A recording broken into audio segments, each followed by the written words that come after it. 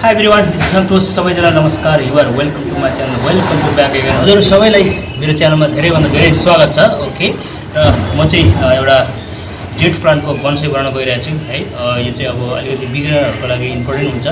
र जेड प्लान्टलाई चाहिँ केयर कसरी गर्ने र है प्लान्टिङ गर्ने अनि बन्साई बनाउने मेथडहरु साधारण वायरिङ गर्ने back and front left and right कसरी चाहिँ प्लान्टहरु राख्ने ट्रिमिङ गर्ने हैन त्यसले त्यो कुराहरु मेन चाहिँ अब चाहिँ बन्साई बिगिनरहरुको लागि राम्रो हुन्छ. ओके. र त्यो कार्य म गर्न गइरहेको छु. ओके. र यो चाहिँ जेड प्लान्ट हो. यसलाई म बन्साई बनाउन गइरहेको छु. ओके.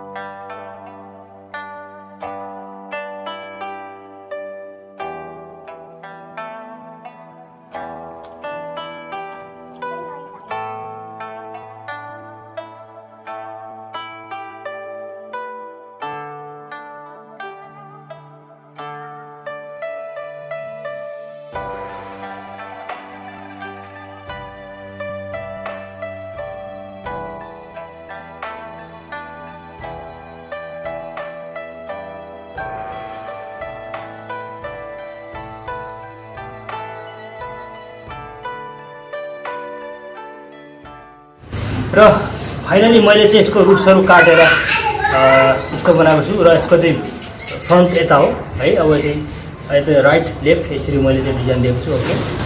यो चाहिँ अब अहिले यसको चाहिँ अब बुसी टाइप भएपछि एकदमै राम्रो हुन्छ भविष्यमा यसको हेर्न लायक हुन्छ. ओके. र यो चाहिँ मेरो बन्साई स्टाइलहरु मैले यहाँ चाहिँ सफिसिएन्ट यसको लागि एकदमै पर्याप्त हुन्छ. किनभने रुट्स सबै मैले कटिङ गरेको छु, प्रुनिङ गरेको छु. र यो चाहिँ कस्तो भने हार्डी प्लान्ट त हो जेड, तर यसलाई चाहिँ सफिसिएन्ट हामीले चाहिँ एकदम मल मिनरलहरु पनि हाल्नु हुँदैन, दिनु हुँदैन. ओके. र यसलाई चाहिँ अब ओभर वाटरिङ गर्यो भने रुट सुट हुनसक्छ, पुरा डिफ्लेसन हुन्छ, येलोइस हुन्छ यसको पातहरु. त्यसले गर्दाखेरि हामीले चाहिँ विचार गरेर हामीले चाहिँ मिनरल हाल्नुपर्छ. त्यो धेरै हाल्नु हुँदैन यसलाई. ओके. ठिक हाल्नुपर्छ यसमा. फेरि मैले चाहिँ यहाँनिर चाहिँ यसको लागि चाहिँ मलहरु मैले चाहिँ खासै राखेको छुइनँ. मलहरु त्यति लिएको छैन यो प्लान्टको लागि. यो चाहिँ कस्तो छ, यहाँ चाहिँ अब बाल्लो छ मेरो. यो ग्रेभल हो, यो ग्रेभल छ. यो चाहिँ अब काउडङ हो, माटो हो. र यो चाहिँ अब कोकोपिट. यति मात्रै छ. ओके. मैले चाहिँ अरू अन्य मास्टर केक र बोनमिलहरु हालेको छैन. यति भए यसलाई इनफ हुन्छ हुन चाहिँ. ओके. यति भए यसको लागि चाहिँ इनफ हुन्छ, धेरै हाल्नु हुँदैन. ओके. मल धेरै मैले हाल्न चाहिनँ किनभने प्लान्ट मर्न सक्छ. ओके. त्यसलाई चाहिँ मिक्स गर्न गइरहेको छु म.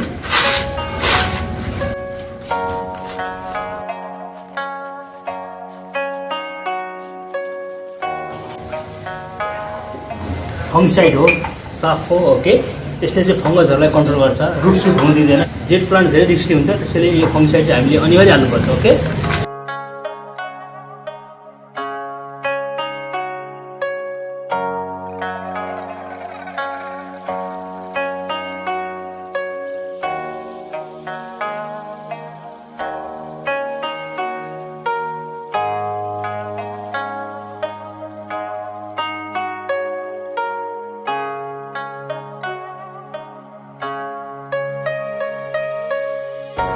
र मैले चाहिँ यो पोट लिएको छु ओके यो पोटमा म प्लान्टिङ गर्न गइरहेको छु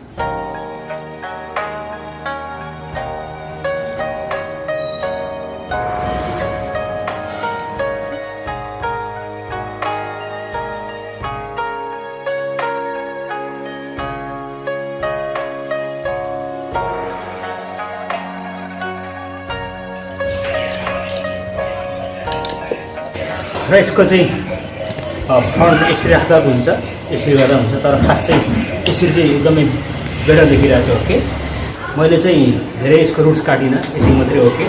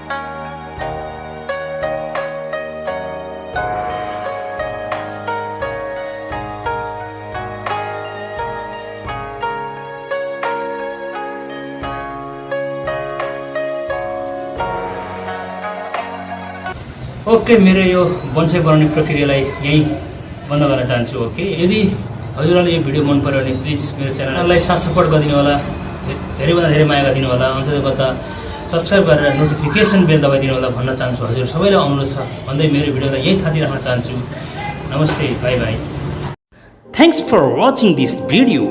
If you like this video, please don't forget to like, share and comment. And finally, please subscribe my channel, hit the bell icon. Thank you so much.